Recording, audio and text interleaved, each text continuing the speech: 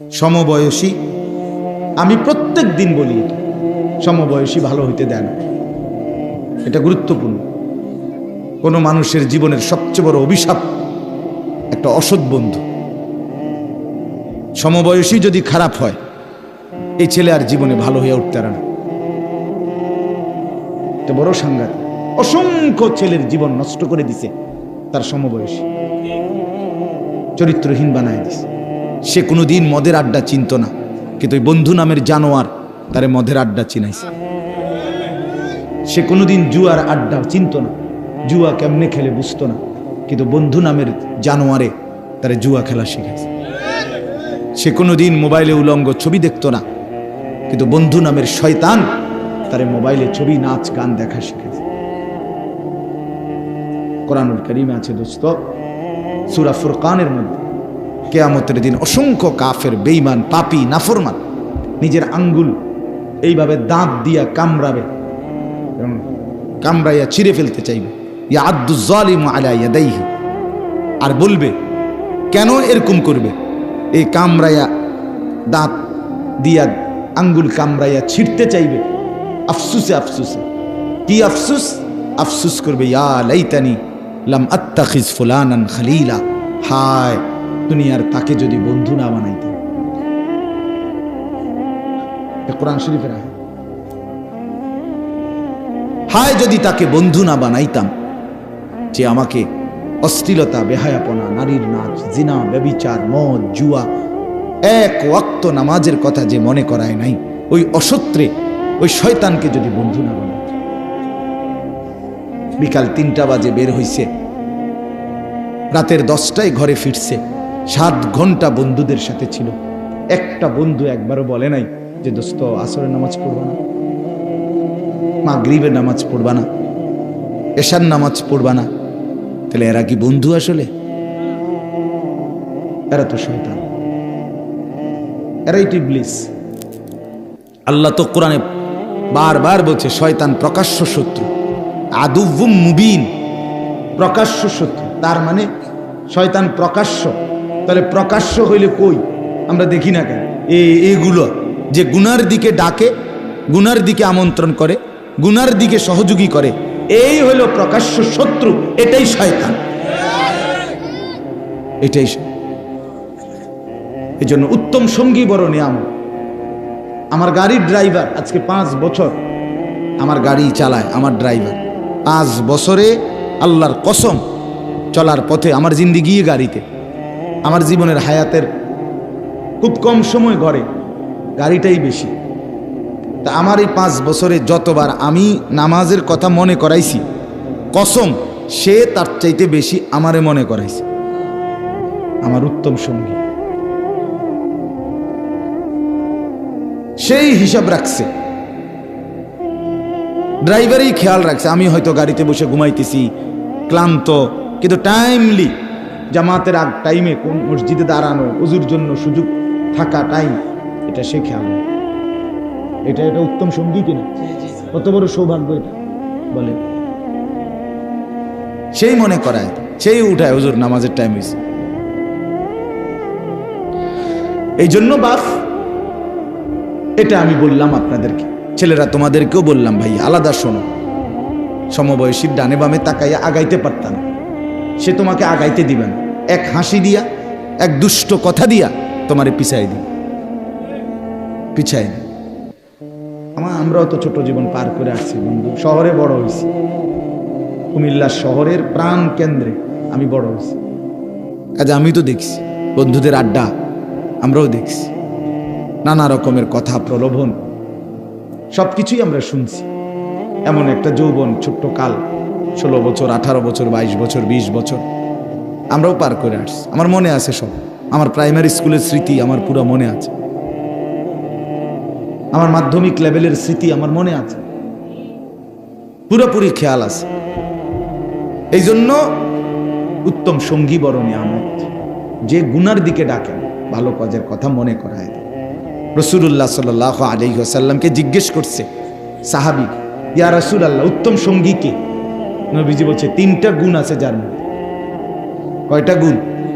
মান যাক্কারাকুম বিল্লাহি রুইয়াতুহু, যাকে দেখলে আল্লাহর কথা মনে হয়, উত্তম সময়। 2 ওয়াজাদা ফি ইলমিকুম মানতিকুহু, যার কথা শুনলে নিজের জ্ঞান বাড়ে, ইলম বাড়ে। 3 ওয়াযাক্কারাকুম বিল আখিরাতি আমালুহু, যারা আমল দেখলে আখিরাতের কথা মনে করে। হাদিস রাসূলুল্লাহ সাল্লাল্লাহু আলাইহি সাল্লাম বলে, যাকে দেখলে আল্লাহর কথা মনে পড়ে, যার কথা শুনলে কোরআন সুন্নাহর জ্ঞান বাড়ে, যার আমল দেখলে কি মনে পড়ে? আখিরাত, সে উত্তম সময়, সে উত্তম সময়। নবী সাল্লাল্লাহু আলাইহি সাল্লাম বলেন, লা তুসাহিব ইল্লা মুমিনান, মুমিন ছাড়া, ইমানদার ছাড়া, নেককার ছাড়া কাউকে সাথী বানায় না। সাথী এন থেকে কোম্পানিগঞ্জ এই কদ্দুরু সিটারের লগে যাইও না, এই সিটারে এনের ভিতর তোমার অনেক খারাপ কথা বলে। এখান থেকে কোরবানপুর এই অসিব্বর লগে যাইও না, একলা হাঁটো, একলা হাঁটো। ওই তোমারে বলবে দোস্ত আইডিয়ার জন্য, জানার জন্য তো বেটা বিড়ির ভিতরে কিতা এটা কমপক্ষে জিনিসটা তো কমপক্ষে তোর জ্ঞান থাকা দরকার, এই হিসাবে একটা টান দিয়েছে। মূলত তারে এটা শয়তানে করাইছে, কথা বোঝেন না? এই তারে ফান্দে ফেলে দিল আর কি। এই জন্য অনেক বড় বিষয়। আজকে যারা বাবা মা আছেন আপনারা বুঝতেছেন না, আপনারা মনে করতেছেন কিছু টাকা দিতে পারলে, আর মারা মনে করতেছে কিছু রান্না বান্না করে দিলেই সন্তান মানুষ হবে। না রে বাপ, মাঝপথে অনেক শয়তান তারে নষ্ট করে দেয়, চলার পথে, রাতে, দিনে, বিকালে, সকালে, দুপুরে। বাপ চাচা করে যদি আমি সামনাসামনি করি আলগা, আপনাদের ছেলেরা এখন বড় মোবাইল দিয়ে কি করে আপনারা শিক্ষার করে কান, এমনি কখন যাইতো না কথা মাইক দিয়ে। জঘন্যতা কোথায় আপনারা জানেনও না, নিকৃষ্টতা কোথায় গিয়ে পৌঁছছে আপনারা জানেন না। অসভ্যতা আপনাদের মেয়েদের, যে মেয়ে চরিত্রহীন, যার মেয়ে পর্দা করে না, সে কত নিকৃষ্ট অবস্থানে গিয়ে পৌঁছছে আপনি জানেন না। কুত্তা বিলাই ফেল। যে ছেলে নামাজ পড়ে না এক ওয়াক্ত, এই জানোয়ার বহুত আগে জানোয়ারের ক্যাটাগরি পার হয়ে গেছে, বহুত আগে কুকুর বিড়ালের শ্রেণীও পার হইয়া আরো নিচে চলে গেছে, আপনি জানেন। চেহারা দেখেন বেনামাজি সন্তানের, চুলের কোনো হদিস নাই, চেহারার কোনো হদিস নাই, শার্ট প্যান্টের কোনো হদিস নাই, যেখানে মুতে ধরে এখানে পেশাব করে দিতেছে, পেশাব করে কোনো পানি নেয় না, হাসে কি লেগে তাও কইতারে না, হাঁটে কেন, এতক্ষণ ঘুরতেছে কেন, প্রতিবন্ধী, মানসিক প্রতিবন্ধী, পাগল, তার সিরা। আপনি বলবেন এটা ভালো কাজের কথা, হে আসবো, মানে প্রতিবন্ধী যে। হ্যাঁ হ্যাঁ, বাস্তবতা, এটা বাস্তবতা। নাইলে আপনাদের জীবনের ব্যর্থতা দেখেন। একজন বাবা মুসলমান হওয়ার পরে আপনার ঘরে 16 বছরের ছেলেটা এক ওয়াক্ত নামাজ পড়ে না, এত বড় জানোয়ার মুসলমানের ঘরে কেমনে ঘুমায়? কথা কন না কেন? 365 দিনে এক বছর, এক বছরে কোনোদিন আপনার 18 বছরের ছেলেটা, মেয়েটা কোনোদিন ফজরের নামাজ কি জিনিস সেটা জানে না।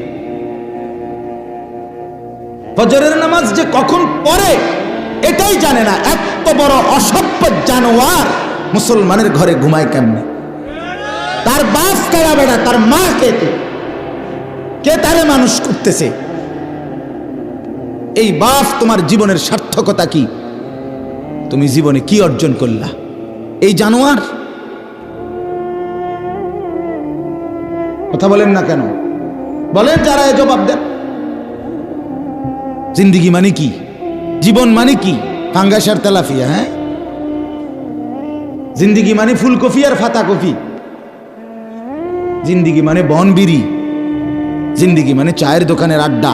এই তো শেষ, এরপরে আর কোথাও যাইবেন না আপনারা? এরপরে যাইতে হবে না কোথাও। তো ছেলে নামাজ পড়ে না যে কি বলবেন? মেয়ে যে পর্দা করে না কি বলবেন? স্ত্রী যে খোলামেলা রাস্তার পাশে, মহিলা খালের পারে, রাস্তার পারে বেড়ইতে আইয়ে যায়, এখানে গোসল করে খোলামেলা, এই বেপর্দা, এই বেহায়া, এই নির্লজ্জা মহিলা, এ বেডির ব্যাপারে আমনে স্বামী কি বলবেন? কথা বলেন না কেন? কি বলবেন? কি আপনি বুঝেন না? আপনার ছেলের চেহারা দেখলে বুঝেন না? এই চুল আপনি জিজ্ঞাসা করলেন না, কিরে বাপ আমি মুসলমান, আমার দাদা, তোর দাদা মুসলমান, তোর বংশের 14 গোষ্ঠী মুসলমান, তোর চাচা মুসলমান, তোর ডানে বামে মানুষ মুসলমান, তুই এটা কার চুল রাখলি? কোন কুত্তা জানোয়ারের চুল রাখলি তুই? এটা জিজ্ঞাসা করলেন না কেন? আমনে বাপ না? আমনের বুঝি খেয়াল করছে বাজার সদাই করতেন? আমার তো স্পষ্ট মনে আছে, আমার বড় ভাই, আপন ভাই আলহাজ হজরত মাওলানা মাহবুবুর রহমান আশরাফি, আমার বড় ভাই আমাকে একবার চুল কাটাইতে গিয়ে 3 বার, শুধু সামনে আর পিছনে সামান্য 19-20 হয়েছে, বড় ছোট হয়েছে, পিছনের চুলের থেকে সামনের গুলো হাত লাগাইয়া দেখছে যে চুল সমান হয় নাই, চারদিকে 3 বার চুল কাটাইছে, একবার পর একবার 3 বার সেলুনে পাঠাইছে। তাইলে আমার ভাই আছে, আমার অভিভাবক ছিল। আমি জীবনে একবার সাদা টুপি ছাড়া একটা টুপি রঙিন কিনছিলাম, টুপি ফুলওয়ালা, আমার আব্বা খোলায় ফেলছে। বলছে না ফুত, আমি জীবনে কোনোদিন সাদা টুপি ছাড়া পরি নাই, তুইও পরবি না। না যায়স না, সেটা ভিন্ন কথা, আমার বাবার আখলাক এটা। আজকে আপনারা টোটালি 12 বছর 14 বছরের ছেলেগুলো লাওয়ারিস। কোন মা বাপ থাকলে এরকম হওয়ার কথা না। অভিভাবক যদি নজর রাখতো, মা বাপ পাগল হইয়া কাঁদতো, পাগল হইয়া মাটিতে গইরাইয়া কান্দার কথা, হায় আমার ছেলে 1 ওয়াক্ত নামাজ পড়ে না, আমার জীবনের আছে কি আর? আমার স্ত্রী পর্দা করে না, আমার জীবনের আছে কি আর? আমার আর ইজ্জত রইল কি? আমার মেয়ের পর্দা, আমার মেয়েটা 16 বছরের, আমার মেয়েটা রাস্তায় বাইর হয়, এলাকার সমস্ত লম্পট ছেলে খারাইয়া মতে, এই অসভ্য জঙ্গলিরা আমার মেয়েটাকে উপভোগ করে, আমার মেয়েটাকে লোভের নজরে তাকায়। এক চাইতে লাঞ্ছনা বেটা, তুই মরে যাস না বেটা, মরে যাও না কেন তুমি? এত বড় বেইজ্জতির পরে আমার মেয়ে কোলে পিঠে করে, যাকে আমি মানুষ করলাম, আমার একটা 2 বছরের মেয়ে আছে, কথার কথা, এই মেয়েটা রাতের 2টা 3টা বাজেও যদি আমি ঘরে ফিরি, সব সময় জেগে থাকে। যতক্ষণ আমি গিয়া বাসায় না ঢুকি, আমার মেয়েটা ঘুমায় না। রাত 2টা, আমার ড্রাইভার সব সময় দেখে এটা, রাতের 2টা বাজে গিয়া বাচ্চাটাকে জড়াইয়া ধরলে, আদর করলে, আমার পাশে নিয়ে শোয়াইলে তুই ঘুমে। তা আমি এতটা যত্ন করে যে বাচ্চা মানুষ করে, প্রতিটা মা বাপ এভাবে কষ্ট করে নাই? তো বিনিময়ে আমার মাইয়া এখন বাজারে বাজারে ঘুরবো, মানুষের বেড হইতে চাইবো, ফোলাই নে, আমি তাহলে বাচ্চা রইলাম কেন? হ্যাঁ, বলে আমি পারি না। তো না পারলে আপনি ছেড়ে দেন, এই পরিচয় ছেড়ে দেন, স্ত্রীকে বলেন আমি তোমার লোকে পারলাম না, বাকি তোমার উপরে আমি সন্তুষ্ট না, মনে রাখো। রসুল বলে এ বেডিরে কইও জাহান্নামে যাওয়ানোর জন্য যাতে রেডি থাকে। যার স্বামী অসন্তুষ্ট, তার ওই মহিলার ঠিকানা কোথায়? হ্যাঁ, তা আপনি এটা কোন যে বিবি তুমি পর্দা করো না, তুমি 1 ওয়াক্ত নামাজ পড়ো না, তো মনে রাখো আমি তোমার লগে ফাইলাম না, হয়তো কুলাইতাইলাম না, বুঝাইতাইলাম না, তুমি আমার কথা শুনলা না, তবে এটা মনে রাখো আমি তোমার প্রতি অসন্তুষ্ট, আমি তোমার প্রতি আর কোনোদিন খুশি হইতে পারলাম না। এটাও যদি বলেন তো বেডির জাহান্নামে যাইতে আর অসুবিধা হইতো না। আপনার ছেলেকে বলেন বাপ তুই নামাজ পড়স না, তোর প্রতি বেড়া আমি তোরে পারলাম না, তুই ঘাড় ফাঁক দেস, তুই মাস্তানের মতো চুল রাখছ, তুই তোর বন্ধুরারে পাইয়া এখন আর আমারে পাত্তা দেস না। ঠিক আছে ফুত, আমি তোর লগে কুলাইতারলাম না, কিন্তু এটা মনে রাখিস আমি বাপ হিসাবে তোর প্রতি অসন্তুষ্ট, তাহলে ওই সন্তানের জাহান্নাম নিশ্চিত। বলে দেন, বলে দেন। ওরে ভাই সবাই তাকাইলে হইতো না, এনে বসেন, বাহিরে আরো চিল্লাচিল্লি, কোনো অসুবিধা নাই, এগুলো গুছাইতে পারতেন না, সব গুছাইলে রাত শেষ হয়ে যাবে। আমি এগুলো নিয়ে টেনশন করি, আমার শুধু টার্গেট আমার নজরের সামনে যে বইছে সে তারে লই, বাহিরে কে ঠ্যাঙ্গালগি দিছে না মাতালগি দিছে তা আমার দেখার দরকার। কথা বুঝেন না? সব লইয়া কুলান যাইত না। কথা বুঝছেন নি? আমার সব গুছাইয়া ফারন যাইত না। আমি এই জন্য এটা হিসাব বুঝি। আমি 10,000 5,000 বুঝি না। আমি বুঝি আল্লাহর কথা বলতে পারছি, একজন হোক 1000 জন হোক। আল্লাহ আমাদেরকে তৌফিক দান করে। তো এই জন্য বাপ আমার, বন্ধু আমার কথা শক্ত হইলে মাফ করে দিয়েন। আমি আপনাদের কাছে অনুরোধ করলাম, আপনারা ভাবতে শেখেন। আপনি গ্রামের মানুষ, সাধারণ মানুষ, সহজ সরল মানুষ, এই সমস্ত কথা বললে হবে না চাচা। কবরে এসব বললে হবে? তো এগুলো আমার দ্বারে কইয়া কি লাভ? আমি কি আপনার হিসাব নিব? আপনি কি আমার হিসাব নিবেন? আপনি আমার কাছে ঠেকানা, আমিও আপনার কাছে কিনা। বয়ান শেষে আমি আমার ফতে ক্যান্টারম্যান, আপনি আপনার ফতে আপনার ঘরে। যুবক তোমরাও তোমার ঘরে, আমি আমার ঘরে। কোনো অসুবিধা, তোমার কাছে আমি আটকাবো না, আমার কাছেও তুমি আটকাইতা না। কোনো অসুবিধা নাই দোস্ত, সমস্যা নাই। তোমার রাত তোমার, আমার রাত আমার, কিন্তু আখেরাতে আটকাই যাবে। এই জন্য ভাইয়া শুধু দুনিয়া নিয়ে পড়ে থাকো না, আখেরাতের ভাবনা ভাবো। আখেরাতের ভাবনা ভাবো, নিজের ভালো, নিজের কল্যাণ দেখো।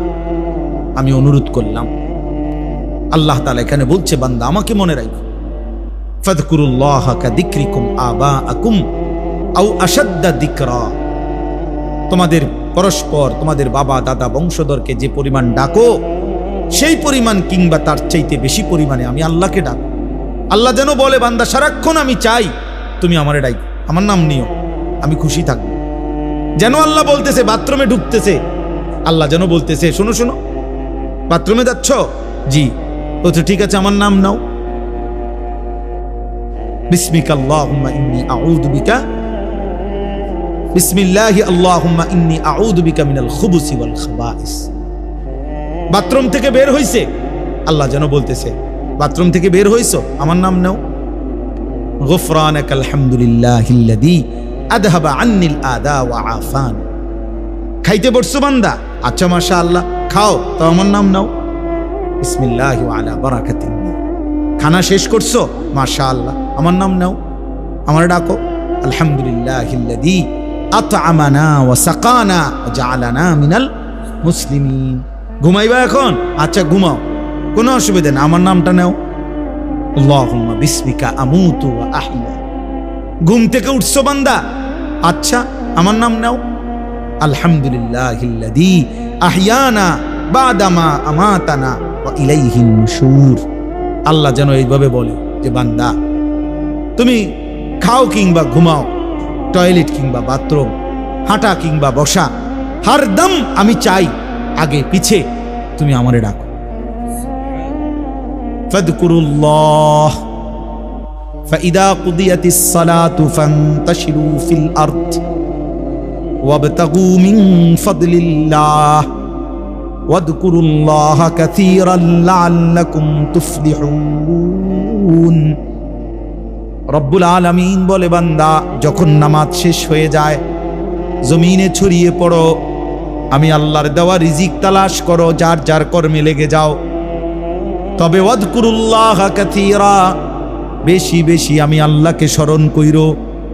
লাআল্লাকুম তুফলিহুন, আমি আল্লাহ বললাম নিশ্চিত, তাহলে তোমরা সফল হবে, জান্নাতি হবে, কামিয়াব হবে।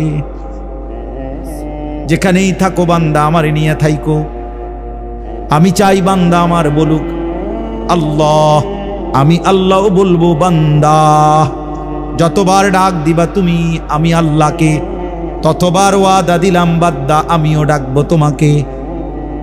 ফাদকুরুনি আযকুরকুম, তুমি যদি আমারে ডাকো বান্দা আমিও তোমারে ডাকবো। সুবহানাল্লাহ। এজন্য বান্দা যখন বলে আল্লাহ, তো রব্বুল আলামিনও বলে, বলো না বান্দা। জমিন থেকে বলে আল্লাহ, আর শাজিম থেকে আল্লাহ বলে বান্দা। বান্দা বারবার বলে আল্লাহ আল্লাহ, আল্লাহও বারবার বলে, বলো না বান্দা কি চাচ্ছ, বলো বলো, কেন ডাকছো। আল্লাহ জানতে চায় বান্দা তোমার কি লাগবে। আলা মিন মুস্তাগফিরিন ফাগফির লাহু, আল্লাহ ডাক দিয়ে বলে, বান্দা কে আছো মাফ চাইবা? আও না মাফ চাও, আমি মাফ করে দেব। আল্লাহ আমি